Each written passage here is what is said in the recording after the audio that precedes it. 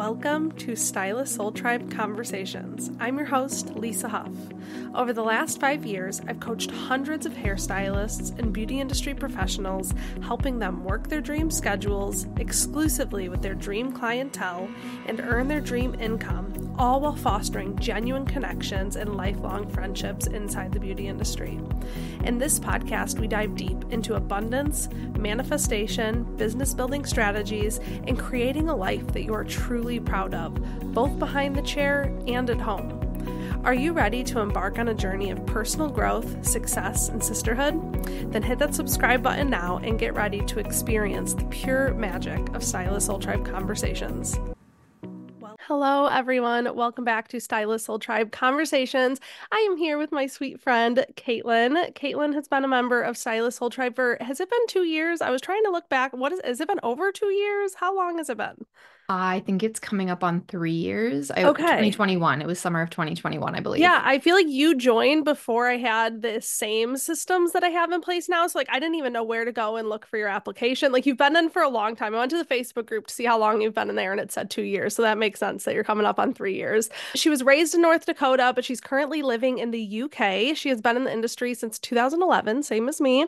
And back in 2022, her husband got military orders to move overseas. Kaitlyn stepped away from her super successful business and started teaching beauty pros how to utilize Instagram marketing to fill their books with dream clients. She spends her days now creating content, so much content, pouring into her Real Stylist members and coaching one-on-one. Kaitlyn, I've been looking forward to this episode since you booked it weeks ago.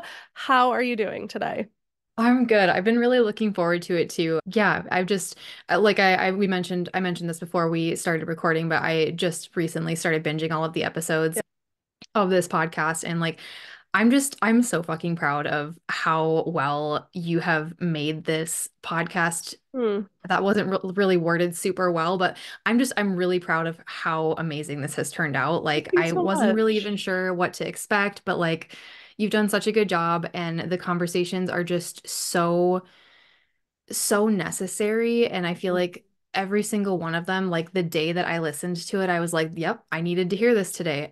Yep, this one too. And it's just been so good. So, Thank you. oh, I'm just so That's excited super for you. validating. No, and I've said it before, like for years I've wanted a podcast and I don't know what made now feel like the right time, but I just do feel so in alignment that when it's come out, like I've had so many people say like, I don't know what you're doing with like your voice or the structure of this, but like it sounds so good. I'm like, I promise I'm not doing anything. I don't know if it's my microphone, I don't know if it's my software, but I used to think that way too of like, oh, like these people have this whole like system together and I don't know how to figure that out. And like I don't know. I have to say I'm in alignment because I'm very proud of it as well and how everybody's receiving it so far. So thank you for saying that. That means so much to me. I really appreciate it. So why don't we kick off? Obviously, if you've been binging, I like to hear like deeper stories from people. And I think there's so many amazing people in my life. I connect with so many people. Obviously, I know quite a bit of your story, but I'm sure I'm even going to unpack more today. I'd love for you to just start back on like when feels appropriate to you and share a little bit about like what your journey has been thus far in the industry, in your life, and what makes you Kaitlyn. Okay. Well, so like Lisa mentioned, I started in the industry. I went to cosmetology school in 2011. I didn't even take the summer off after graduating high school. I just like dipped right into it. I've just kind of been immersed in it ever since. And like she also mentioned, I grew up in North Dakota. I lived there for 28-ish, 29-ish years before moving here to the UK. And yeah, my hometown is Bismarck, North Dakota. Okay. I worked there for probably, I would say, like half of my career behind the chair. I would say Mhm. 11 to hard math, 6-ish years, I would say Yeah, I it's a worked big there. span of time. Roughly 6 years I worked in Bismarck, and I started out kind of doing like the standard, like the stereotypical, like right out of school salon, very like low wages, very high intensity, worked at a mall salon Hmm. basically. And then shortly after I started working there, I moved into a commission salon that was truly like my dream salon. I loved it there so Love much. that. I learned so much about just everything. I got to dip my toes in the water of doing like aesthetics and it just nails, like all of the things. It was Mm-hmm. such an incredible experience for me. And I think I worked there for about 3 years. I met my husband now, who was just my boyfriend at the time. And I had only been working there for about 2 years at the time. And he lived at the base, which was an hour and a half Okay. north of my hometown. And so we started dating. I swear to God, I knew like 5 months after dating him, I was like, this is it. Like, this is the Oh, guy. Not to make this about my marriage, but that's cute though. I love that. but yeah, so he actually deployed about 5 months after we started dating for 6 months. And so I made the decision before he left. I was like, I mean, if we want to like actually make this work, like one of us is going to have to move, and clearly I'm the one that has to do it. So Yeah. I made the decision to move an hour and a half north. And when he got back from deployment, we kind of just like started our life together. We moved into a really small apartment. We adopted two cats. Like we had such a good thing going, and it was a really good time like in my Yeah. life. Granted, when I moved up there, the salon environment was very different. I learned a lot about what it is like to work on a base Mm, on a military base as a stylist, which I don't recommend it, to be perfectly okay. honest. No offense to anyone that does that, but it's just as bad as working at a mall salon. I'll just put it at Mm. that. Mm-hmm. So that lasted like a month. Like I got up there, Like, I I had can't just do left my this. dream salon, and I was like, Yeah. no, That's a can't do stark, this. yeah, Yeah. contrast, huh? Yeah. So I moved into a commission salon in the town that I was living in. And I worked there for 5 years. And it was, to put it gently, it was not great. Mm. It was all of the things that we hear about when it comes to like a toxic salon environment. That salon definitely. Tell me more, like say more, because I feel like we hear that and we say Ooh, that, but I just always think of like who's on the other side of the headphones listening to this episode. Like, what are some yeah. examples? And then when did you know like that was really unhealthy and not where you should be? So I I kind of knew, I honestly like think looking back at it now, I think I knew in the back of my head, even just like the first day that I started Mm-hmm. working there, I was like, this Mm-hmm. just doesn't really seem like my vibe. But it was one of the only salons in town that I genuinely thought I could like somewhat make work. And Was it my mind, catty? Was there drama? Like what felt off? there was a lot of old school, how do Values, I want to say it? mindsets, yeah. Mindset rules, like the pricing structure especially, always just frustrated the hell out of me, Mm. because it wasn't even a pricing structure that was based off of, actually, let me rewind. The pricing structure was an across the board, everyone made X amount per service depending on how long you had worked at the salon. Didn't Mm-hmm. even take into account how long you had been a stylist for. It was how long you Mm. were there. So Mm. like regardless of how many years I worked at the salon, if somebody had been there 3 years more than me, regardless of how much education they've done, No regardless matter of, what numbers you're hitting, there's no yeah, way to, okay, and interesting. regardless if they were even taking on new clients or not, because Mm. I was one of the very few that would still take new clients, and their pricing structure would always get to be higher than mine, because Mm. we also did price increases as an entire salon, and it was the Mm. standard like bullshit $5 per service Yeah, like not increase. supply and demand based, just emotionally No. based. I I was in a really like, I think just a shitty mindset as a military spouse, Yeah. because I was under the impression that like this was all I could do because my Mm. time here is temporary, regardless of where we're at. Like I never felt comfortable trying to like lay down my own roots, as in Mm. like opening my own salon or be Yep. going independent, etc. Because I was like, I'm not going to be here forever. I know that. Even if my husband was stationed there for another 10 years, it would only be until he retires, and then we would leave. I have a member in Soul Tribe too. I won't say her name just because I didn't ask her permission, but she's in a similar boat. They're military. They've lived in the same spot for a long, long, long time. They have no idea when they're going to leave, but she feels so stuck. She's almost in that like white space stage. She doesn't know what her next thing is, but like she's so ready for it. Her business is so successful, but she's just really getting bored. And yeah, she's like, I don't feel comfortable opening a salon because that would be, of course, the luck. If you do, then you never know. And that seems like that can be a very isolating feeling, and that probably, whether it's military or some other reason, holds a Yeah. lot of people back for many, many years. So I mean, I Yeah. just validating that how you felt, and that I know a lot of other people feel that way as well. Yeah, and I mean, looking at it now, like I clearly know that I should have just gone for it, because I was Mm, miserable for 5 years, and that was mm. 5 years is a long time. Yeah. Like I didn't think So it was at the hindsight looking time. back, you think you should have opened a salon, or what do you think you should have done? I Whatever you think were I just feeling should have compelled gone to do. independent.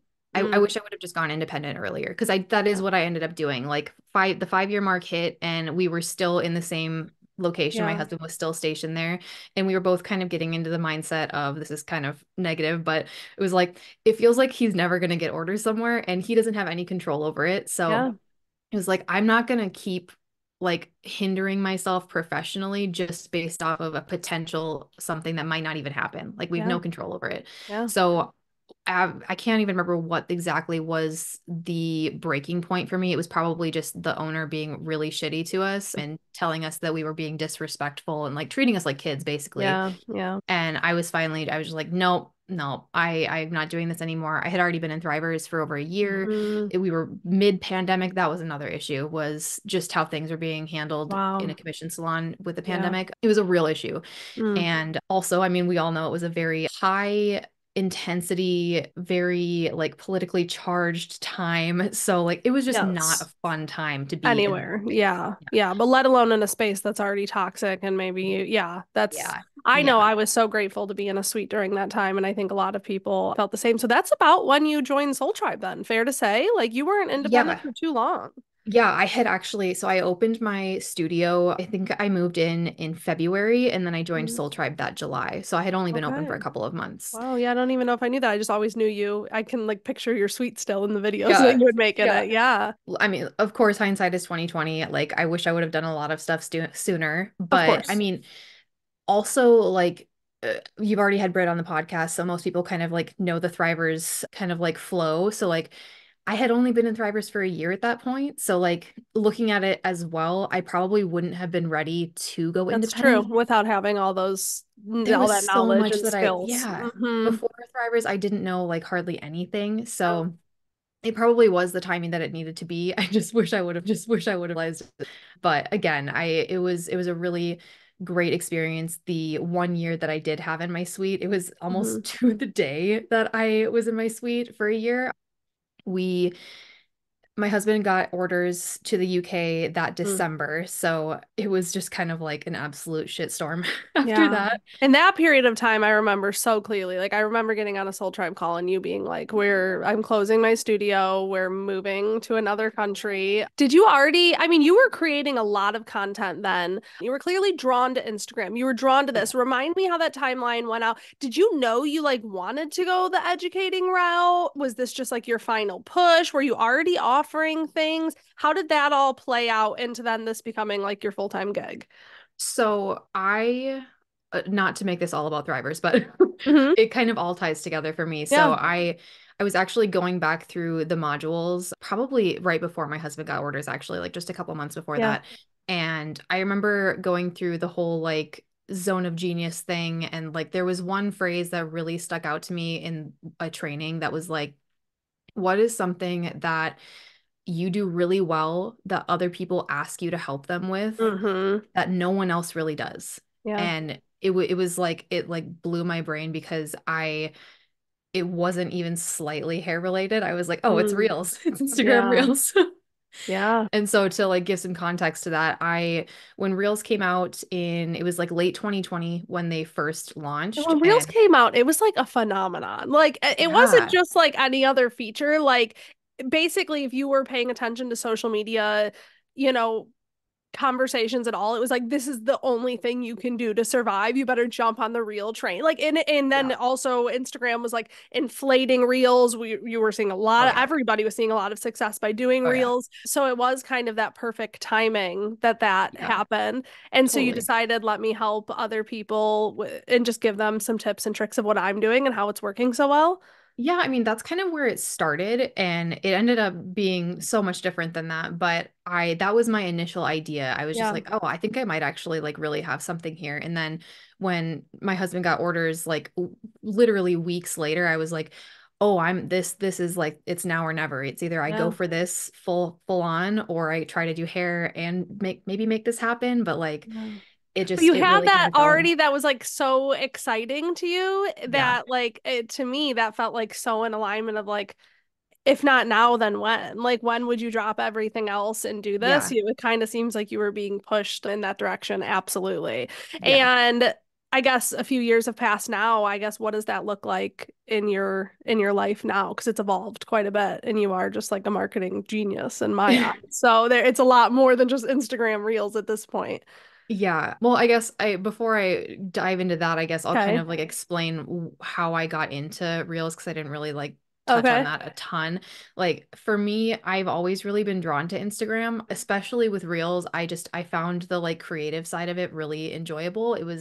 I consider myself a relatively tech savvy person, so I was like, "Oh, this is kind of fun." It's just like a Mm-hmm. quirky way to like make content and it's more Get exciting creative to with me. it. Yeah, you can be more creative than just like a back of the head picture. Because at the time, Mm-hmm. like front facing photos of the hair were still becoming popular, but they weren't like Mm-hmm. as mainstream as they are now. Yeah. So I was like, man, this just seems so much more exciting than like trying to like snap a selfie or like take a picture of the back of somebody's head. Yeah.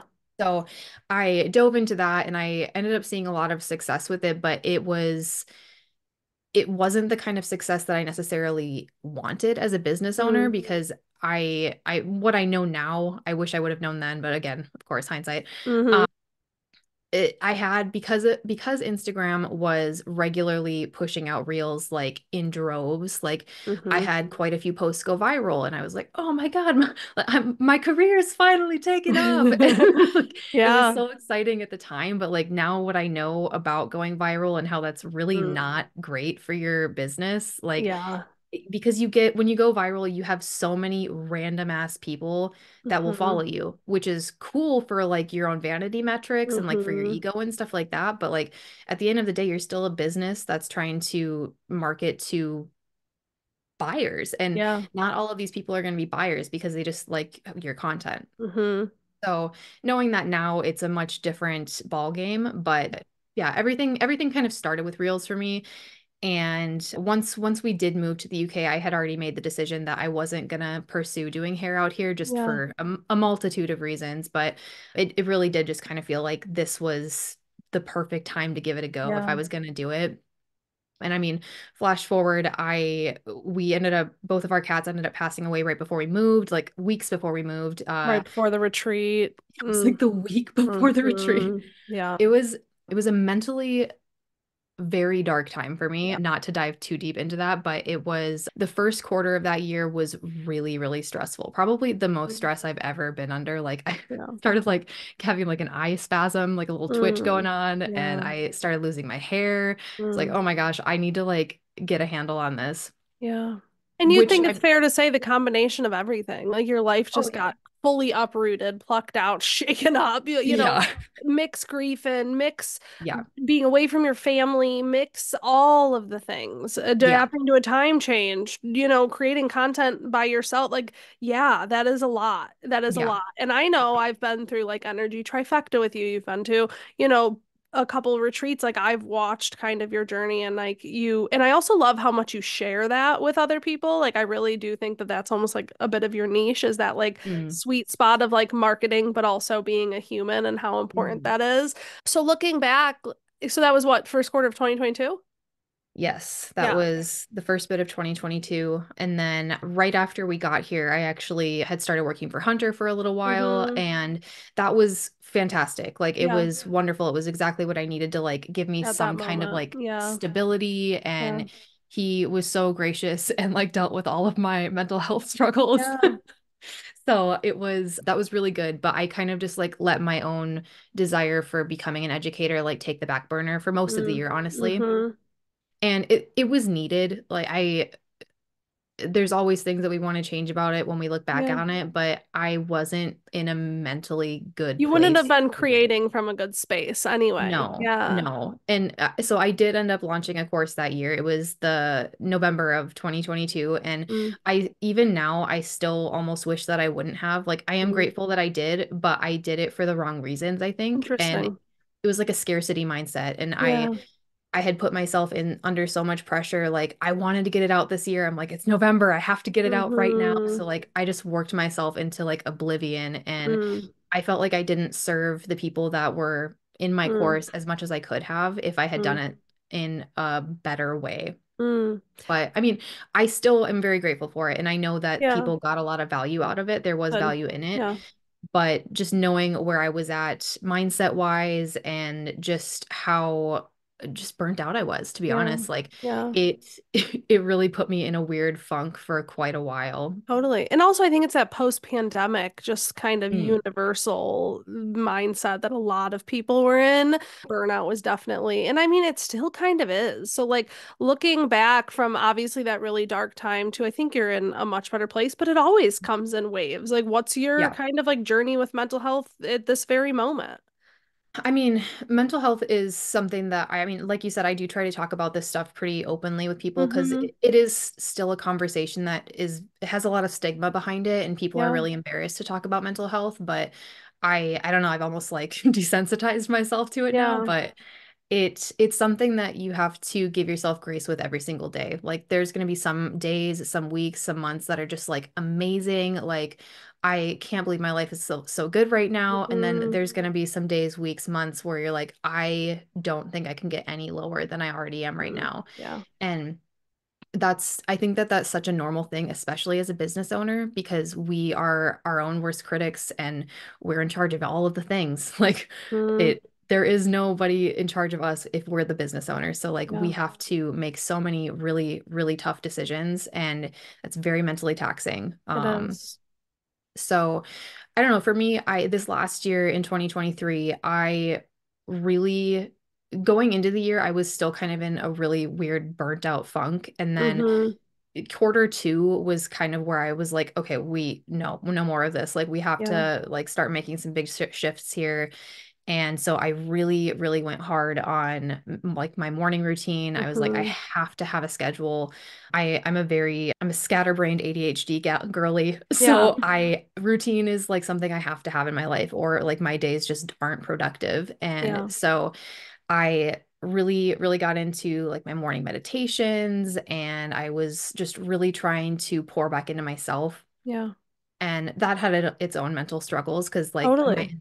internal thoughts were like, well, you're being lazy, you're not working Mm. enough, like all of those things. But Mm-hmm. at the same time, like allowing myself to be like quote unquote selfish for a little Yeah. while, it was exactly what I And it's needed. Like, such a fucking fine line to try to walk of like, mhm, I want to be productive. I want to, like, I have this drive in me. I feel lit up when I'm mhm, pursuing something big. And then also, like, eventually you're going to crash and burn if that's yeah, all you're doing. And then once you crash and burn, how long do we stay still for? Like that is yeah, literally almost every single Soul Tribe call when it comes time for homework. I was just having a conversation on Friday where someone was just like, I'm just not super inspired right now. And I'm like, girlfriend, that's okay. Like you have been busy, you have been active, you did a ton of stuff in November. Like she had a really, really busy holiday season business wise. And she was mhm, like, I'm like, just let it like take a rest month. And she was like, well, I don't want to take a rest. I'm like, okay, fair, like, and there are times that we need it and there are times that we aren't. And it's a super fine line because if you almost get too comfortable either end of the pendulum, like it can become too much. And I think just keeping that on track. And I have found, obviously, that's why I have Soul Tribe, but like I have found having those people around you to like be able to notice that of like, okay, you've been doing that quite a few months now yeah. where how can we help you find that spark again and or dude, you're burning on both ends. You can only be running this fast for so long. Let's take a beat, right? So I think that's super helpful is finding those people and having those conversations. Oh, Absolutely. yeah. Definitely. There's been so many times when I didn't even know that I needed it, where like my tribe would check in on me and be like, I haven't heard from you in a while, or like how's this going this week? Like, Mm-hmm. and it's just like those really subtle reminders where it's like, oh yeah, no, I have kind of been like becoming a hermit this week, or like Mm-hmm. it makes it so much easier for me to catch myself as I'm kind of like at the very start of a spiral. Mm-hmm. And it helps me to not spiral then as well, because it keeps me accountable in that way.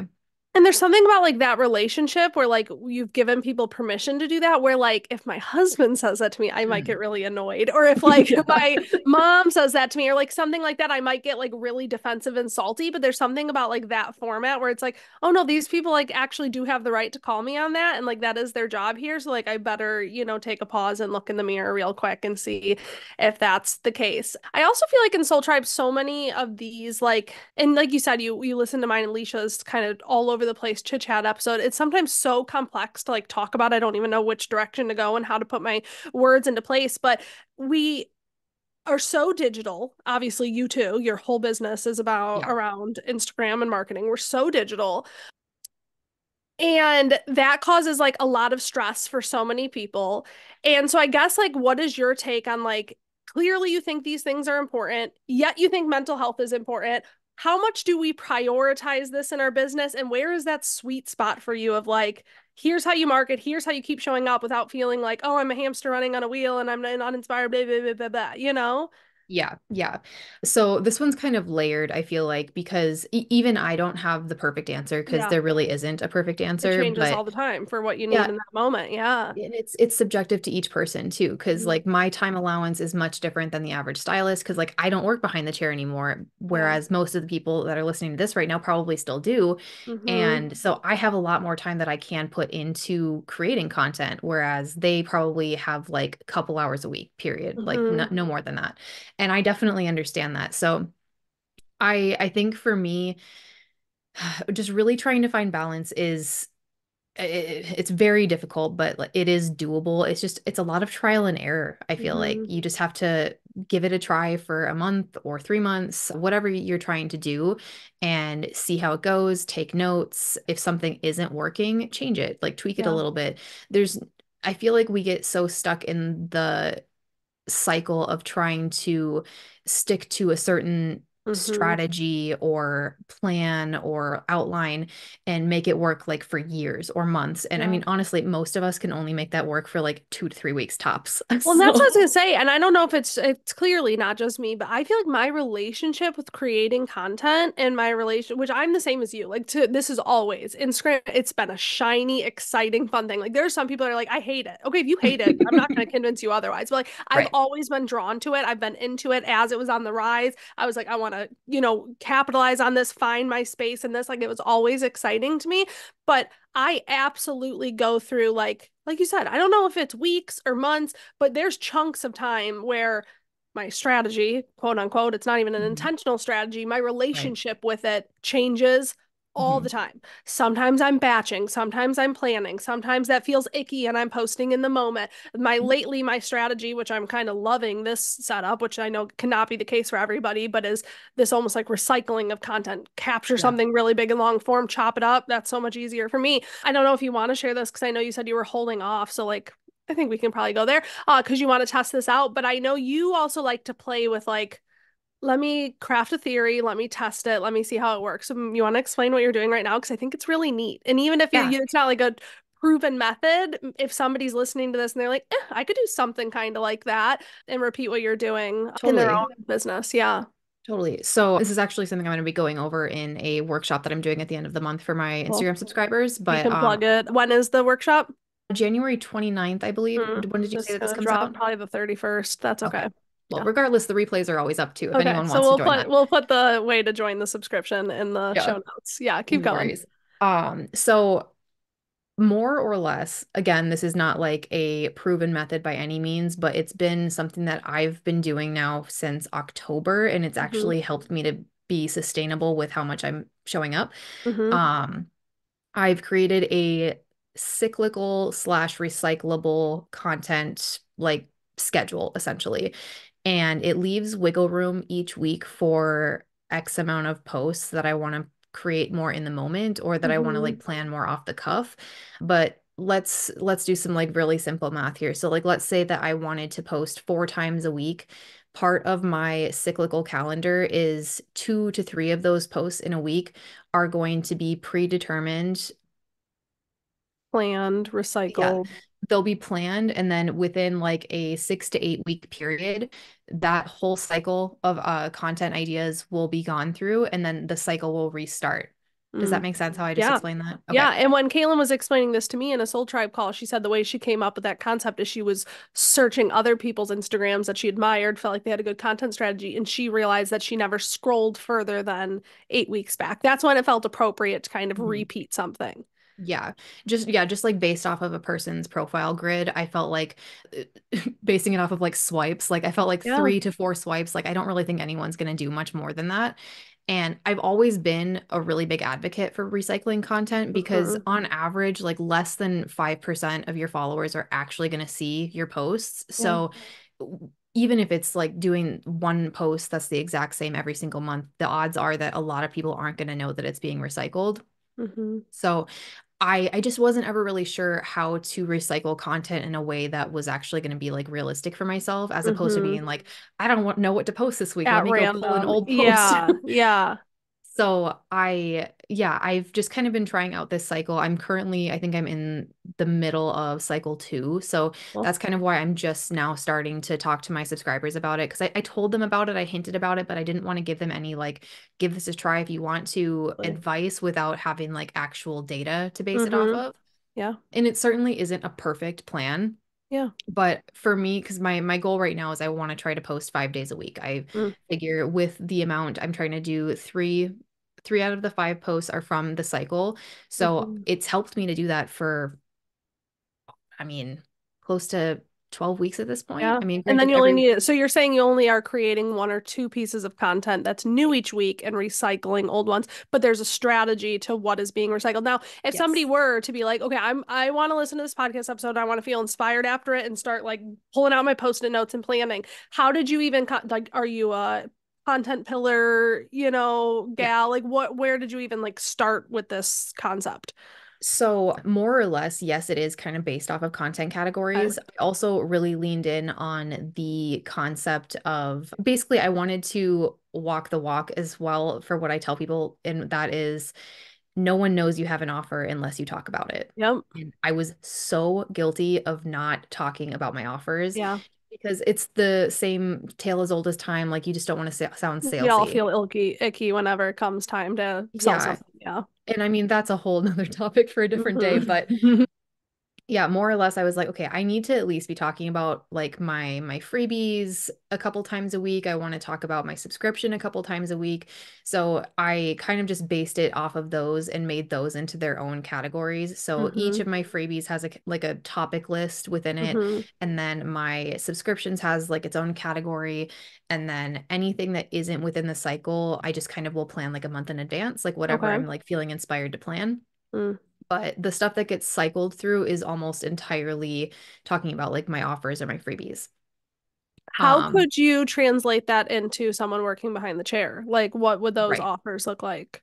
So what I typically coach to with content categories is having something that is going to be easy to pick from. So like let's say you are a extension specialist. Mhm. So one of your content categories should be the obvious one. It should be photos and videos of your work, of your Yeah. extensions. Like Mhm. Educating anything. around that. Yeah. Exactly. Like anything having to do with your specialty, that should be one of your categories. Another category should probably be something having to do with yourself, just Mhm. because people want to know you as Yeah. well as what the hair you do. They also want to know who's going to be doing it. Yeah. And then anything in addition to that, a typical one that I like to reference is like guest experience because people love to know like the vibes. Yeah. They love to know what they're getting themselves into when they walk up. So Mhm. that's a great category to pull from and just kind of basing it off of that, like whatever your ideal client is more or less going to be attracted to. Yeah. And you could even make like something simple like FAQs a category, like what are some Mhm. frequently asked questions and just like pull from that each week. Mhm. So, like, let's say you wanted to make a cyclical calendar out of those ideas. So, Mhm. if you want to post 4 times a week, I mean, you could quite literally make every single post part of the cyclical thing without having to Mhm. plan stuff off the cuff. Mhm. You could do, let's say, Mondays are your extension specialty posts. Yep. Tuesdays are your about you posts. Mhm. Thursdays, well, because only do Yeah. 4 weeks, so you'll have Wednesday off. Thursdays, you can talk about FAQs, answer Mhm. an FAQ. Fridays, you can talk about guest experience, and then just Fuck. cycle back through that week after week after week. And that just helps to take a literal shitload of guesswork out of Mhm. creating content because there is nothing more stressful. I mean, there are plenty of things more stressful, but in the marketing world, it is really, really stressful, like opening your app and not And having a just not the slightest plan for what you want to blank do for that page. day. Yeah. Like I'm going to spend 3 hours trying to create a post today because I don't have any idea what I'm doing. And that's just, Mhm. it's not sustainable. Yeah. And I'm all about sustainability. I'm all about saving time. Like I don't want people to have to spend Hmm. hours every single day on the app because it's not good for your mental health. Like No. point blank, like even myself who lives on the app, like there Hmm. are months sometimes where I have to take the whole month off because I'm like, I need to unplug. Like it's Yeah. so necessary to not Yeah. be on there all the Mm. time. So yeah, that's more or less how I would kind of Taking all that recommend. guesswork out of it. I love that idea. That Yeah. sounds beautiful. Another thing, which this, like when you were talking about the blank page, I feel like I really love using this for being the blank page. And I know you've been pretty public about your thoughts around like ChatGPT and stuff too. We like totally talked about it during the resource fair, which I can't even wait to start planning next year's resource fair. How are you utilizing AI right now? Because it's always changing. I have gotten to the point where I'm so dependent on my robot. I'm using ChatGPT every single day. Do you pay for the plus version or no? I don't. It's so good. I pay for it and then my debit card expired and I was like, "Oh, maybe I'll just like let it go." And then I Mhm. instantly wanted it again and I re-upped it because it is so much better. So yeah, how are you using AI right now? Do you have any thoughts that, I mean, I don't think I've talked about it at all on the podcast. So even if it feels a little bit juvenile, like share what you're thinking about it. So I am an advocate for using it for copywriting. Like I Mm-hmm. won't apologize for that. I do definitely understand why there are a lot of people that are really upset about like taking art from artists and like Mm-hmm. pulling different resources and stuff like that. Like Oh, it's a and if very we let ourselves get too deep, I mean, it very quickly feels like a Black Mirror episode. It very totally. quickly feels like the end of humanity, but not Yeah. going that route because obviously that's a lot to unpack. So for me, I typically use it just, I mean, more often than not, I use it to help me with captions Mhm. because I have an idea for a caption and I at least need somewhere to start most of the Yeah, times. Like I honestly, a lot of the times I do end up editing it quite a bit just because I totally. want to like do my own thing with it. But so long as it can kind of give me like a basic outline, that helps out a lot. Hmm. Same with like blog posts or email writing. Pretty much anything that's like long form writing, it's Hmm. really, really useful for. Yeah. And more than anything, I use it for, I call it like my personal assistant. Hmm. I just have like one long thread like that I Yeah. just keep going and going and going with it. So Love. like I've told it everything about my business. I've told it everything about like how I like interact with stylists. And so it knows who I am pretty well Hmm. in that specific thread. Yeah. So I don't necessarily have to go in every single time and be like, this is what I do, this is who I serve, this is blah, blah, blah, blah, and give it Yeah. like the 15 points. I Yep. can just be like, based off of what I've previously given you, Hmm. I need to know about XYZ. Can you give Yeah. me an outline for this? And Yeah. that's really, really helpful. Let me touch on this real Um, quick now that I'm trying to get everyone to sign up because I do also think it's kind of a load of shit that we do have to pay for the better version now because that wasn't mhm. supposed to be the goal originally. But when you do pay for it, you can type in all that prerequisite information where it just knows that. And it also now searches the web in real time. So anything that's been published on the internet, it now knows. So now that I'm like starting to have blog posts and podcast transcriptions and all these, it's like knowing so. But again, that's like also kind of horrifying if you let yourself Mhm. think about it too long. So like we're not trying to get into the moral debate because I totally understand the fear there, but I mean I'm like you. If you can't beat it, join it in some extent. It's definitely not going anywhere. And Right. I just it reminds me, it also helps that I joined a mastermind when it was coming out and the guy Mhm. who leads my mastermind is also very pro AI. He's very on the tip of like what is coming out and how to navigate that and be on, that side of it. But I just think of it from the most basic level. I mean, back when me and you were in high school, we would have, oh, you can't use your calculator because when Right. you grow up, you're not going to have a calculator in your pocket all the time. Like it Right. is that on times infinity because it's like one, our kids, which I haven't started showing this to my kids yet or anything, but I wonder what that's going to look like. But us being young adults, not having a navigation around how this works and learning with it as it's growing, because it's Yeah. already crazy how much it's growing. That's just my own personal take on it. Like, I find it fascinating. I find it exciting, find it a little bit eerie, a little bit freaky, but Mhm. I always lean on the side of optimism. So Yeah. that's where I'm at with all of that. I had another thought I wanted to go with AI, but I can't. I lost it. Oh, no, I found it. There it is. Another thing I've been doing, and I've never thought about this, like how to teach stylists how to do this, because obviously, like I said, this content model that I've been flowing with record the podcast, chop it up, do a bunch of things with it. I'm doing it all myself. It's actually really fun because it's still new. I'm sure eventually it'll Mhm. get very boring and I'll want to train someone else to do it, but it's still Right. very fun. But what I'm doing personally, so I'm going to tell you guys what I'm doing. If any of you are educators or anything like that, you're going to love this portion. If you're a hairstylist, like how does this work for me? I have some ideas for you. So I'm recording long form content either by myself or like what Kaitlyn and I are doing here. I'm taking the transcription from every single one of those podcasts. It takes me like 5 minutes would be a lie. It takes me like less than an hour to get all of this done. So I finish this recording with Kaitlyn. I download the video, pluck the transcription from it, plug the transcription into ChatGPT because I have the paid version. It has like extra long data entry that you can enter in. So like there's no limit. It can read the whole entire thing. And I say, here's a podcast transcription from an episode I just recorded. Give me 15 possible titles. Sometimes the titles are shit. Sometimes they are good. Okay, great. Now I'm going to use this title, write the podcast show notes for me. Copy and paste. It's so easy. Now write the YouTube description for me. Copy and paste. It's so easy. Now write a blog post that's SEO optimized that goes along with this transcription. Boom, done. Now chop this up into however many pieces of content or whatever. And what I was just thinking while you were saying all that, like, how does that relate to stylists? There's an app called Otterpilot. There's a bunch of apps that Mm. do Mhm. audio transcriptions. And so you can, if you're somebody that struggles with like typing and you want to utilize AI, but like Kaitlyn said, you can easily spot a full-on ChatGPT caption. Like Oh, yeah. it definitely takes a little bit of like spice to work with it. But you Mhm. could pull out like your voice memo and just start chatting. Pretend like you're recording a podcast. Like nobody ever is going to hear it. Don't be embarrassed. Record a video of yourself and just think of like things that your clients have asked you that you know is so valuable and just start going on a tangent about it. Pluck that transcription, plug that into ChatGPT and say, I want help creating content around this. Let's make 5 Instagram posts, 2 TikToks, a blog post, a long form like educational Facebook. Like it doesn't even have to be video. A carousel. How can I break this into key points on a carousel? There's so much you can do with it. And I Yeah. like using it for that of just being able to like blah, blah, blah, blah, all of my thoughts out and then the Yeah. time that it is shaved off. The amount of time it would have taken somebody to do all the things I just listed is Yeah. a week of work. Like it's crazy. Insane. Yeah. Yeah.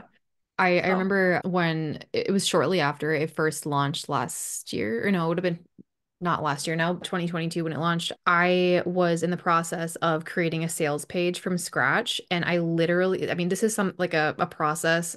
Creating a sales page on a website would take me probably like 2 to 3 days on average, mhm. like I hate writing out all creating the sales copy. pages. Yeah, it's a lot of work. It is. And by using ChatGPT, and this was like before I really even knew how to use like the tone of voice prompts and stuff like Mm. that, like I was able to crank that out in like 2 to 3 hours, which just it blew my mind. I was like, holy shit, Okay, so like like selfishly, what are you saying? Like first give me an outline for a sales page and then breaking down each chunk, or like what are you plugging into it? Selfishly, I yeah, want to know. I think trying to remember back, I think what I did was I asked it for a standard like flow or outline of how a Template. sales page should look. Okay. And I think I gave it some prompts about like what the sale was about. Offer. And it basically gave me like prompts of what I should have on the page. And then based off of those prompts, I was like, okay, I want to start writing this portion. Can you give me X amount of paragraphs to Mm-hmm. talk about these things having to do with the actual sale that was going Mm-hmm. on? And it was so quick. Like I also it did. remember you saying at the retreat, sorry to interrupt, this just popped into my head. You saying something to ChatGPT, ask me clarifying. So, like, I need to make a sales page. Here's what I need to do. Yeah. Ask me clarifying questions that will Yeah. help you build it. And then let ChatGPT ask you questions. And then you answer all the questions. And then what it spits out to you is wild. Yeah. I can't take credit for that because I just saw that online somewhere. Somebody was doing that too. But yeah, I mean, it changed the game for me. I was like, holy shit, like you can ask it what you need to tell it, Huh? and it'll tell you what to tell it. It's And then crazy. it's so meta. Like It's so weird. give me these things, and then I'll be able to properly give you like the best outcome. And Yeah. it like blew my mind. So I, yeah, that one specifically was like super wild. And then like understanding the tone of voice prompts as well. I'm sure we'll talk about this at some point too, but I'll bring it up now. Like Mhm. I do have a free Mhm. resource that talks all about stuff like this, just because that is typically the most common complaint amongst people is like, I Mhm. have it write me a caption, but it sounds like shit. Like it sounds nothing Mhm. like me.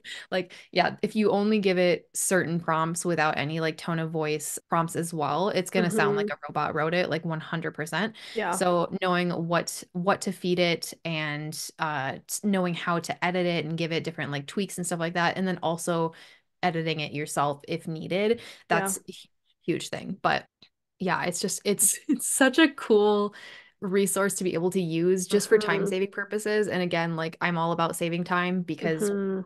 it's I mean it's our greatest thing that we have Yeah. and we never get it Yeah. back. Is there anything else you really want to go over, Caitlin? Any other thoughts you have? Anything else you want to share? Let me look really quick here because I did actually take some notes while I was listening to your podcast. I just had like things come up for me. So there were quite a few things that you talked about in a recent episode about Mhm. like expectations, like setting expectations and how they can kind of like throw a curveball in everything. And like Mhm. there was a talk about social media detox, and I think we've kind of covered some of stuff like Mhm. that. But I What came up for more you for expectations? We haven't talked about that at all. Where does that stem from? Because that's something I could literally go on and on and on and on and on. Like becoming a coach, it's made me realize 99% of the time, that's the root issue is someone Mhm. expected a different result and they're really tripped up about the result they ended up getting. So like, what does that mean to you? Why'd you write that down? So I really resonated with what Leisha was saying about Mhm. setting really high expectations for myself. Mhm. And I really, really related to that because I'm such a I'm a huge perfectionist to a fault, Mhm. and I Mhm. am very much a I want it to be perfect before anyone sees it kind of person. Mhm. And I mean, letting go of that is something that I'm getting better at, but it just I feel like expectations that I set for myself or like for my business are what at the end of the day ends up making me second guess myself. And that's when like my inner critic comes in and is like, Mhm. girl, what you doing? Yeah. Yeah. Who do you think you So are? Why would you do any of this? Yeah. yeah, yeah. And yeah, I don't know. I found it to be a really relatable conversation, I So how do you guess. catch that then? Because I honestly, I don't think I mean, I have high expectations for myself, but I never get, very rarely do I get disappointed by not hitting. Like, I'm not a perfectionist. I'm probably Mm. going to hardly edit this episode. These things that are like, should that have been cut out? Like, it just for me, I'm just like, get it done, be real. Like, Yeah. what is your takeaway from that? How do you lean away from that? Because I know so many people are that way, that Mhm. perfectionism way. Like, how are you learning to pull away from that? Because I'm sure it does have its perks. Obviously, you've got a killer brand and a Of good identity because of course. how you want people to perceive you. But like, how are you getting away from the negative part of that? I mean, to be honest, like it's not something that I am really away from. Like I feel like it's Uh-huh. something I have to kind of like tackle every single day. Yeah. And which is fine because I don't expect to just get over that Mm-hmm. overnight. Mm-hmm. But just being Is it able fair to say to, just awareness is number one? yes, like being able to Recognizing it? recognize Mm-hmm. why am I feeling this way right now? Like, why am I second guessing what I'm doing? Like, why am I disappointed with like where I'm at in my business right now? It's Mm-hmm. like, oh, because I set a really high expectation for myself that wasn't even Mm-hmm. realistic. Mm. And having that like realization is like it kind of feels like you're like hitting a brick wall over and over, but like Mm-hmm. it's such a needed reality check Yeah. because especially in the perfectionist like mindset, we aren't really people that can do things without them being perfect. So like Mm. I feel like expectations are always really high, like regardless of the Mm-hmm. task at hand or anything really. It's just like I need to be the best, I need to be perfect, and nothing less than that will do. So, Okay, I'm gonna and get really deep with it. Did that yeah, like, do you yeah. think that came from like you being a kid? Like, was that like sports? Was that grades? Like, where does that come from? I mean, it definitely the way that I was raised, like Okay. I am I am definitely a product of my parents in that Okay. regard. Like yeah, definitely a product of my parents. My Mm. mom is very much a perfectionist. Things need to be exactly the way that she wants them to be, or they're Okay. wrong. My Interesting. my dad is actually like OCD and like a big Yeah. hoarder, but like Yeah. that doesn't matter. But the Yeah. OCD part, like he is like, You see where that comes from. oh yeah, like and I Mm. mean, there's so much like with all of the mental health work that I've been doing over the last year, like I've realized a lot about how I was raised has like massively affected me even to this day. But like even just like small stuff like that, like realizing like just the way that my parents would act, not even Mm-hmm. necessarily on purpose to influence us, like it always Mm-hmm. influenced us. So it's like, oh yeah, no, It it was makes their sense. own subconscious beliefs that you then picked up on. Totally, totally. Mm. And I mean, that there's lots to unpack with that too, but Mm-hmm. again, just like recognizing that like this is like a learned thing and I Mm-hmm. need to like be actively trying to kind of like break out of that in whatever ways that I can. Like Mm-hmm. I'm probably never going to stop being a perfectionist to a certain Mm-hmm. level, but like Yeah. I definitely have made progress in the sense of like I don't really feel the need to, how do I want to say it? Like, I know you're a big fan of like fast, messy action, Mm-hmm. and I love the concept. I really do. I personally can't do that. I just can't. Yeah. But I feel like I've been able to find kind of like a middle ground for that. Okay.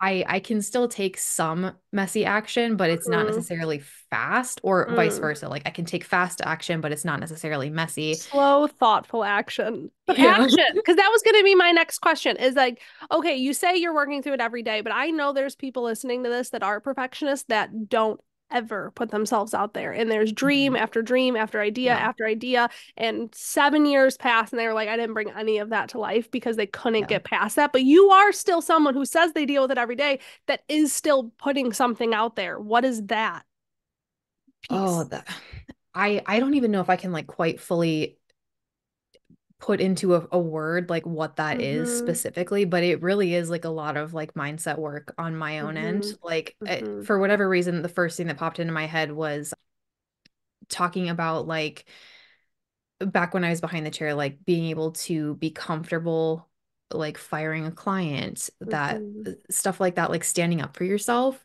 That for That me, like I feel like builds the confidence almost. yeah, and in a way, it's like once you do it too, you're like, oh yeah, that was great. Nothing can stop me. Yeah. Yeah, so it's Mm-hmm. like it's those little things where you learn to like trust yourself, I guess. Mm. And I mean, not to say that I always trust myself, but I do Yeah. definitely trust myself a lot more than I used to. And I mean, Mm-hmm. knowing now too, that's probably more of an intuitive thing. Mm-hmm. But yeah, I know so many people are afraid of putting themselves out there and like people judging them, especially like to tie this back to Instagram, for example, it's the Mm-hmm. number one thing that people are always concerned about is like, I don't want my face on camera. Like, I don't want people Mm-hmm. to see me. I'm afraid of being judged. Mm-hmm. And there's so many fears.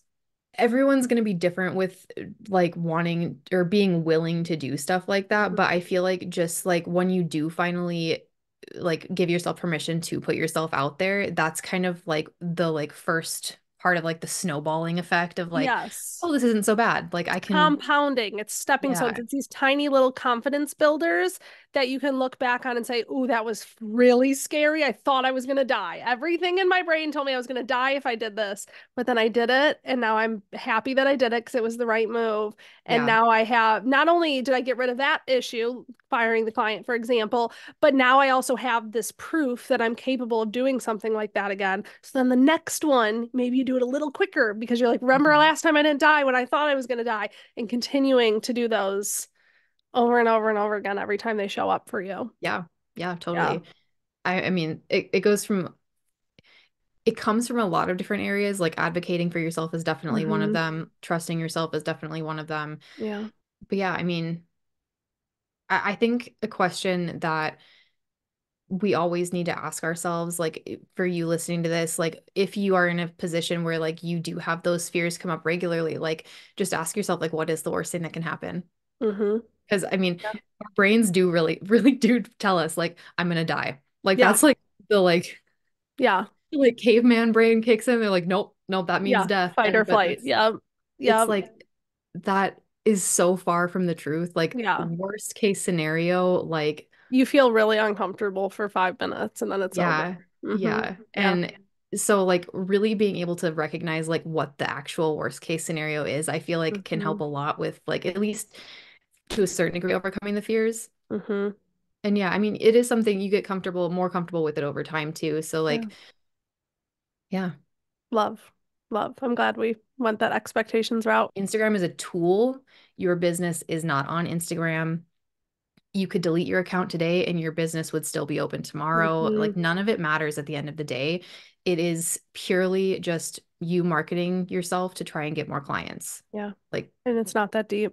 it And really find isn't. what feels in alignment for you. Like there's people in Soul Tribe that are not on Instagram at all that are bursting the seams with new requests from word of mouth, from Google. Yeah, Like just find what it is for you. If you're anything like Kaitlyn and I, you are a little drawn to it. And it's also okay if you're drawn to it, but also have a weird relationship with it, you know? But absolutely. this isn't to like convince anyone you need to be doing this or you're gonna die. I had just on a Soul Tribe call the other day, someone asked me, she was trying to come up with content strategy. She was like, so is it like okay to still just like do like a graphic and a caption? Like, can I plan a bunch of content and do that? And I'm like, that was such a weird question to me. I mean, I get why they asked that, but I'm like, who the fuck am I to tell you if you can post a graphic? Like, what do you mean? Is that what you want to post? Are you consuming content like that? Does that feel in alignment right now? Like the rules, I'm so sick of the rules. Like I Mhm. understand spotting trends, but like it's so quickly becomes so used up and Yeah. again regurgitated this word I keep using on this podcast, Yes. but like it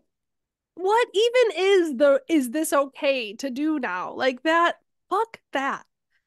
I couldn't agree with you more. Like I feel like it has become such a regurgitated situation. Ah, Everybody is kind of just like copy and pasting the same shit over and over. mm, And I mean, I understand like trying to make content quickly and like I like this trend. I'm gonna do this trend. mm-hmm, Totally support that. mm-hmm, But when it's literally just saying the same shit over and over and mm-hmm. like it doesn't even really like pertain to you or your business anymore. It's like, what's even the point? Like, is this Yeah. actually gonna get you clients that what you're posting?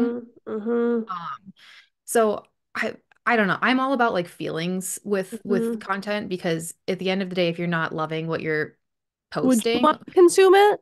Like, let right. that be the question. Yeah. Exactly. Like so something that I always say to ask yourself when you're right before you go to hit post is like ask yourself, who is this for? Mm-hmm, And is this going to benefit my ideal client, whoever that might be? mm-hmm, And if that's a no, then ask yourself, what is the benefit of this? Like, what is this actually going to do? mm-hmm. But just posting to say you've posted this week, I think is a really unhealthy just mindset to be in. Yeah. And it gets people into vanity metrics with stuff like that too. Like I only got so many views on this reel. I only have this Mm-hmm, many followers, like all of that shit that just does not matter at the end of the mm-hmm, day. And mm-hmm. I that I think is just something that really it frustrates me so deeply because I over time we've just kind of come to think like I have to be up at this standard Yep. to do all of these things or I'm not successful. Yeah. And like you said, like there's people that don't even go on social media that have Mm-hmm. they're like bursting at the seams with Yep. clients. So like it's There's I also don't know. plenty of stylists that are getting tons of new requests from Instagram. So again, it's just Totally. not a one size fits all. And I just see so many people. Again, it's like an attention grabbing hook that's like Yeah. you need to do this to grow your business. Yeah. Which once you get into marketing, you realize what that is, and it doesn't affect you emotionally the way that it used to. But like they hear that, and then they're just like, "Is this okay?" I don't know. I just feel like we get so lost in all of the weeds with all of this that I just want to have Mm-hmm. more conversations of just like it ain't that deep. It's fun. It's Yeah. good. Use it for what it's worth, but it ain't that deep. Yeah. Yeah. And I mean, this is kind of like my own perspective from things Mm-hmm. too, but like there's so much talk about like the gurus and the Instagram Mm-hmm. experts and like even when it comes to like hair related things, like I think about when I opened my first suite, like Yeah. I didn't have the slightest fucking clue what I was doing. But that doesn't mean that I'm like higher than anyone else. Like at the end Mm-hmm. of the day, none of us have the slightest clue what we're doing. We're just trying to like make things work and Yeah. like we're throwing shit at the wall and seeing what sticks and Yep. we're keeping to using what does stick. And so I don't know. I just there's always like this weird like tier level, I feel like people Mm-hmm. look at people that are like Instagram coaches, for example, Mm-hmm. as like such a higher than Standard. tier. And Mm-hmm. it just like it I don't know. At the end of the day, like no one really actually knows You're what they're like, I'm over here just playing with my phone too, trying to figure it doing. all out. That's all we're all doing. Yeah. Yeah. We are well over an hour. So I think the sign of this is we can do many more podcasts in the future because we could definitely keep going and going and going. But Yeah. this has Yeah. been super good. We touched on so many good things. I'm actually excited for how many little clips I know I'm going to have on this because there wasn't a ton of perfect structure, but we hit so many like golden Yeah. nuggets. So I really, really enjoyed that. I will obviously put that link once you get it together in the show notes. Any final thoughts, Kaitlyn? Anything else you want to say before we wrap up? No, I feel like I've pretty much covered everything. But yeah, I mean, more than anything, like to you person listening to this, don't be so hard on yourself because Mm, you're listening to a business structured podcast because you want to learn. And I totally respect that and I get that. But that probably also means that you are being pretty hard on yourself. So give hmm. yourself some grace. You're doing great. Doesn't matter Yep. where you're at. Like just keep going. It's gonna be good. Yep. I love that. Thank you. That was a good little Absolutely. message. All right. Thank you for listening, friends. And I will talk to you all next week.